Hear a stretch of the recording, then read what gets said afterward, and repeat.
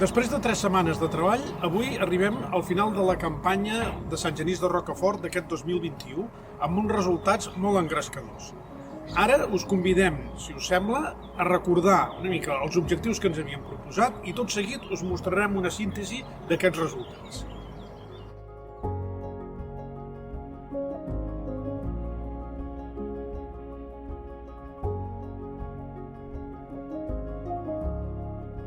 El monestir de Sant Genís s'alça sobre un massís rocós aïllat, al qual solament es podia accedir a través d'una passera de fusta que salvava el fossat natural que el separava de la serra de la Taix.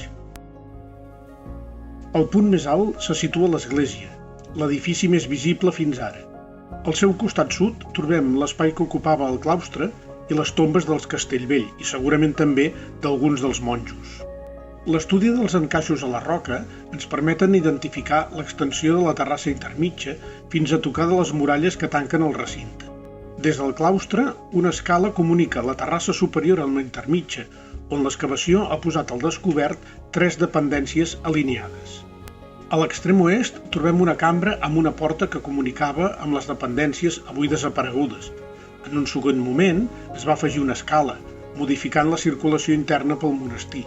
Al centre, una segona dependència presenta tots els elements per identificar-la com la cuina, una llar, fragments d'una pica per a rentar i els desaigües corresponents. Finalment, a l'extrem est, una altra cambra, encara de funció desconeguda, a la qual s'accedia des del distribuïdor que es configura al peu de l'escala que comunicava amb el claustre.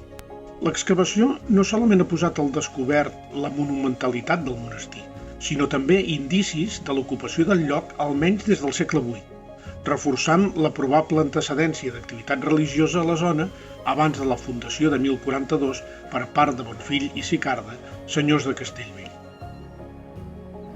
Com heu pogut veure, Sant Genís de Rocafort era un monestir d'unes dimensions molt superiors al que a primera vista podria semblar.